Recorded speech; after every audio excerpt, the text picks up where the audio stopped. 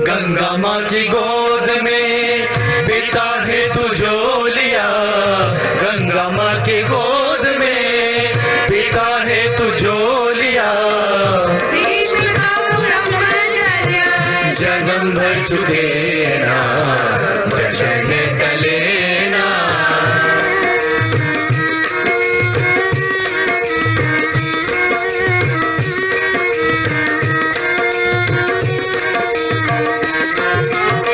नाशवंत देह की भी इतनी चिंता क्यों करे, नाशवंत देह की भी इतनी चिंता क्यों करे। अविनाशी देहधारी कदापि मरे ना, वचन टले ना।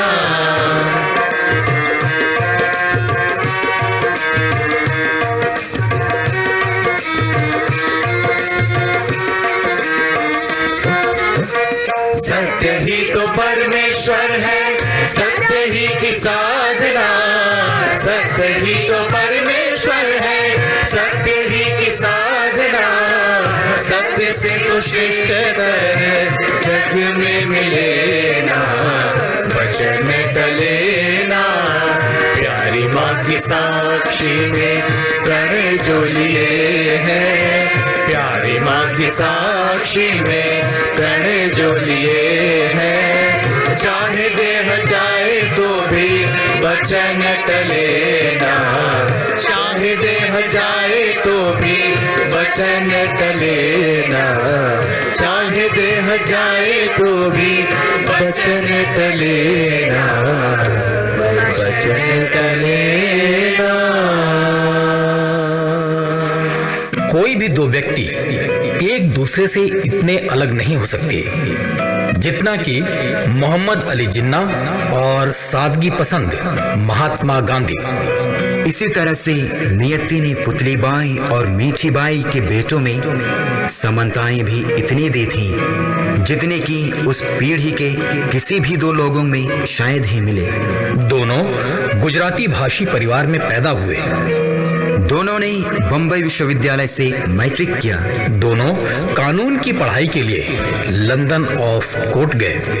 दादा भाई नौरोजी का दोनों बहुत सम्मान करते थे। दोनों ने भारत को ब्रिटिश शासन से मुक्त कराने के मकसद के साथ ही हिंदू मुस्लिम एकता के लिए काम किया। यह तब तक चला जब तक दो मुल्क के सिद्धांत ने उनकी राहें जुदा न कर दी। कुछ समानताएं फिर भी बची रहीं। एक आजाद भारत में राष्ट्रपिता कहलाए तो दूसरे नवनिर्मित पाकिस्तान के बाबाए कौम। दोनों अपने अपने मुल्कों के गणतंत्र बनने से पहले ही चल बसे। ऐसे दौर में जब दोनों मुल्क आजाद देश के तौर पर 71 वर्ष बिता चुके हैं, इस काल्पनिक बातचीत में दोनों अपनी विरासत में खुद को देख रहे हैं और अपने जीवन की कहानियों में अपनी विरासत को। तो देखिए, सुनिए और महसूस कीजिए महात्मा गांधी और कायदे आजम का दर्दे दिल।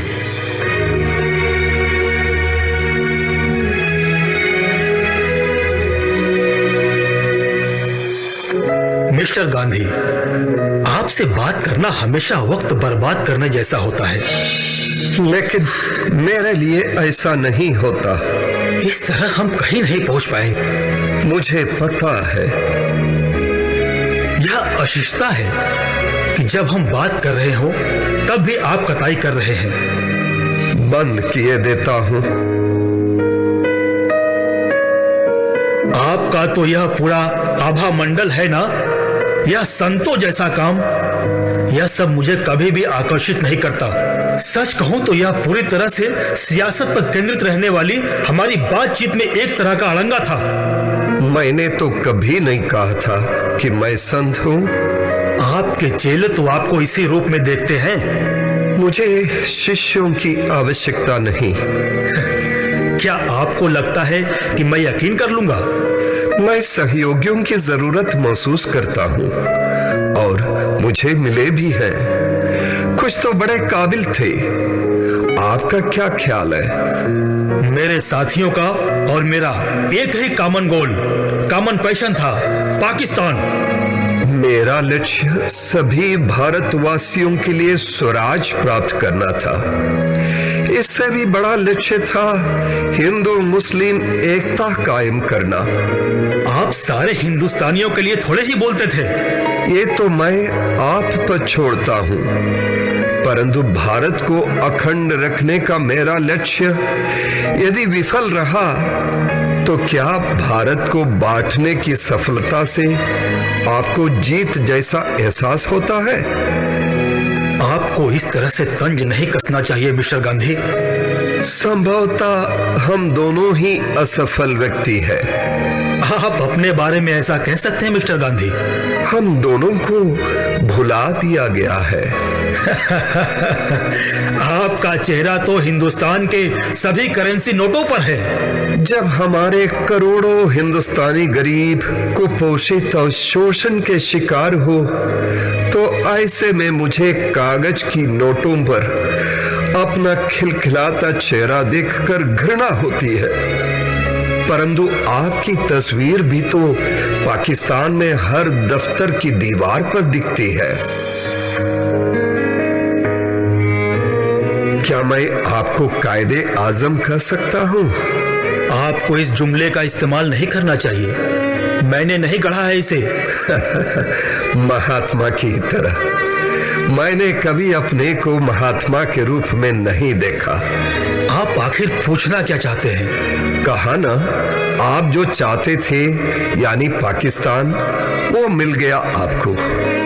मेरी जो इच्छा थी वो पूरी ना हुई।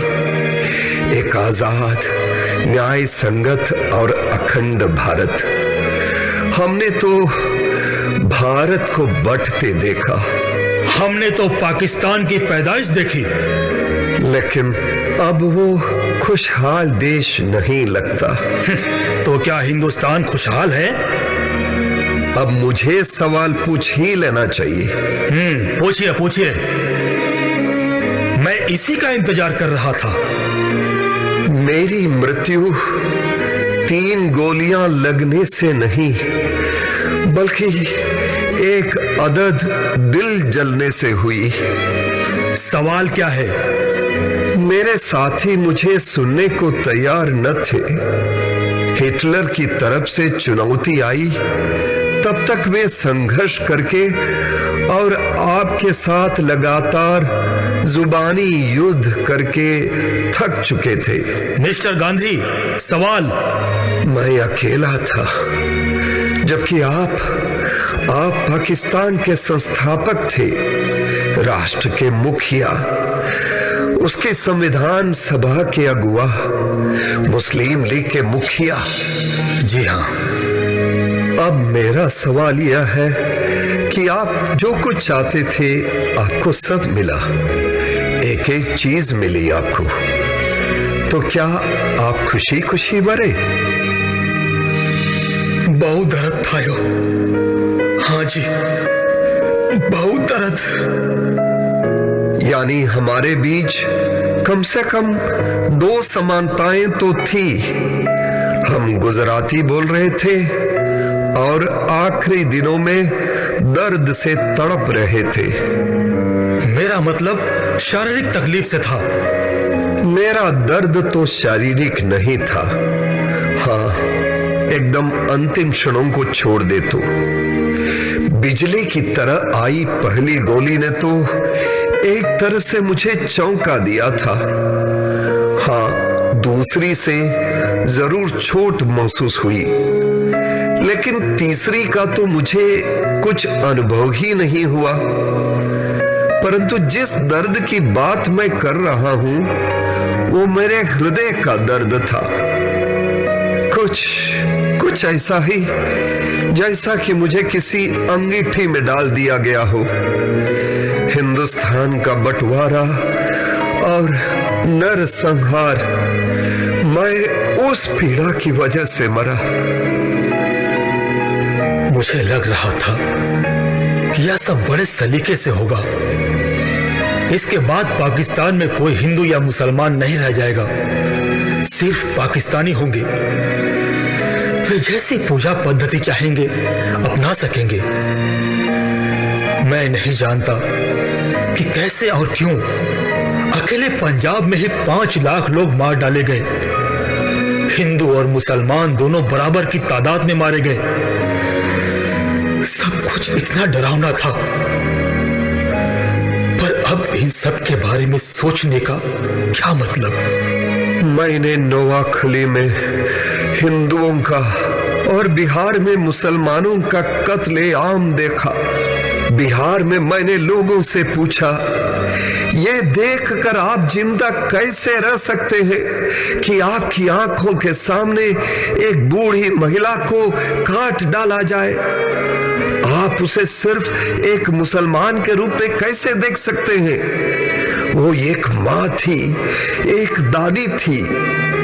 शेखुपुरा में एक बच्चा गिड़गिड़ाया, मेरा गला मत काटो, मेरा गला मत काटो। फिर भी वे नहीं माने और उन्होंने उसका गला रेत दिया। मैं इसे आपने दोषियों को सजा दिलाई या नहीं? और आपके साथी कहाँ थे?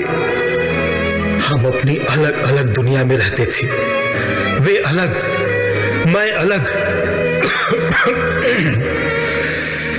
मेरी रुत्ती भी नहीं थी मौके पर। वो बड़ी परेशान आत्मा थी। और इसके बाद मैं बीमार पड़ गया। पिछली बार हमारी भेंट के समय आपको अपने कैंसर की जानकारी थी। आपने बताया तो नहीं था? आप कोई डॉक्टर तो थे नहीं। ठीक कहा आपने। इन सब में हमारा इतना वक्त, इतनी एनर्जी और जिंदगी ही खप गई। सब कुछ अब कितना फालतू लगता है। हम एक दूसरे से किस चीज के लिए लड़े? प्रधानमंत्रियों, पूर्व प्रधानमंत्रियों, भावी प्रधानमंत्रियों के कत्ल होते देखने के लिए, आतंकवादियों को देखने के लिए लड़े, घोर भ्रष्टाचार, कुशासन और एटमी हथियारों को देखने के लिए। पता है मुझे, दोनों मुल्कों में धार्मिक कट्टरता बढ़ रही है। संस्कृति के नाम पर महिलाओं के साथ बर्बरता हो रही है। कभी कभी तो मुझे लगता है कि हम कहीं मध्य युग की तरफ तो नहीं लौट रहे। हमारे इलाकों में हिंसा हद दर्जे तक बढ़ गई है। सीधी और छद्म हिंसा दोनों। शोषण, पैसा सबको चला रहा है। यह समूची मानवीय करुणा को खत्म कर रहा है। हमें इस बारे में कुछ करना होगा। मिस्टर गांधी, ध्यान रहे, हम दोनों उस दुनिया के लिए मर चुके हैं। हम सिर्फ भूत हैं। परंतु हम मूक दर्शक होके नहीं देख सकते ना। सिविल नाफरमानी का आपका तरीका तो अब हिंदुस्तान में काफी आम हो चुका है। हड़ताल, बंद, सत्याग्रह सब मजाक बन गया है। क्या आपका इस्लाम खतरे में है वाला नारा अप्रत्याशित रूप से वापस नहीं लौट आया है? परंतु आरोप प्रत्यारोप से क्या लाभ? हमारे पास एक नया लक्ष्य है कायदे आजम। हमें यह तय करना होगा कि हमारी जमीन पर अब कोई निर्दोष ना मरने पाए। दंगों में या आतंकवाद से या युद्ध में हमें भारत, पाकिस्तान और बांग्लादेश को अपराध के खिलाफ जंग में लगाना होगा। कश्मीर का क्या होगा? चलो श्रीनगर में बैठते हैं। एक नया अध्याय शुरू करने के लिए दारा शिकोह के परी महल में एक सम्मेलन रखा जाए। प्राकृतिक संरक्षण के लिए कश्मीर को दुनिया की राजधानी बनाया जाए। मैं वो शब्द तो नहीं जानता था जिसे आप पूरी दुनिया में इस्तेमाल करते हैं। क्या कहते हैं? हाँ, इकोलॉजी। हाँ, लेकिन इतना जरूर जानता हूं कि हमारे पर्यावरण को मनुष्य के लालच से बचाना होगा। कश्मीर पूरी दुनिया को एक रास्ता दिखा सकता है। न सिर्फ हमें और वहां जहांगीर के साथ फिर कहें पृथ्वी पर कहीं जन्नत है तो यही है, यही है, यही है। बहुत जज्बाती मत होइए। और वहां एक सूफी संगीत का समारोह आयोजित हो, कबीर की साखियां और राम धुन। ईश्वर अल्लाह तेरो नाम,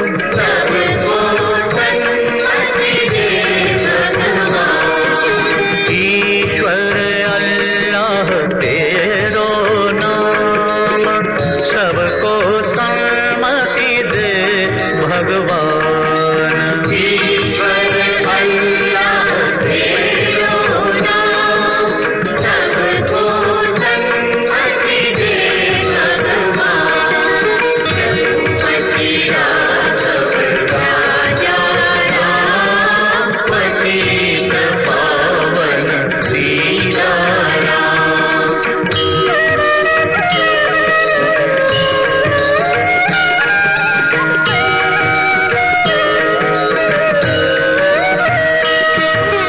रघुपति राघव राजा राम, पतित पावन सीता राम। रघुपति राघव राजा राम, पतित पावन सीता राम। रघुपति राघव राजा राम, पतित पावन सीता राम। रघुपति राघव राजा राम, पतित पावन सीता चलो श्रीनगर में बैठते हैं। भारत और पाकिस्तान परिस्थिति की यह समझ की उप महाद्वीपीय योजना बनाने के लिए एक श्रीनगर सम्मेलन की घोषणा करी, जो श्रीनगर कोड कहलाए। परमाणु हथियारों को खत्म करने के एक कार्यक्रम के साथ कैदियों की परस्पर रिहाई हो, सीमा का उल्लंघन न करने का एक समझौता हो। पाकिस्तान की ओर से हिंदुस्तान को जोरदार ऐलान सुनने का मौका मिले कि उसका आतंकियों से कोई लेना देना ना होगा। भारत को मुंबई हमले की सच्चाई सुनने को मिले। मुंबई तो आपके लिए भी खास था कायदे आजम। मैं दिल्ली के कान में ये बात डालूंगा कि मुंबई में जो आपका सुंदर मकान है उस पर आपका ही हक है। भारत को आपके बारे में संकुचित सोच नहीं रखनी चाहिए। आपकी आंखें नम हो रही है। और आपकी सूखी है क्या? मन रे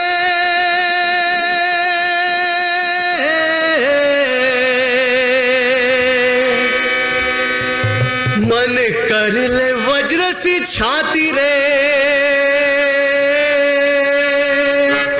मन रे मन वक्ष में वज्र तू भर ले। नहीं लेना जुल्म नहीं सहना, इतना तू निश्चय कर ले। बदला नहीं लेना जुल्म नहीं सहना, इतना तू निश्चय कर ले। मन रे मन असीम धैर्य तू धर ले।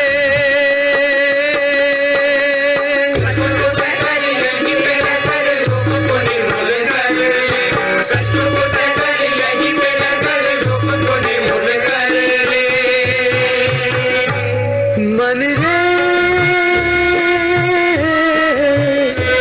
मन नव जीवन निमंत्रण रे।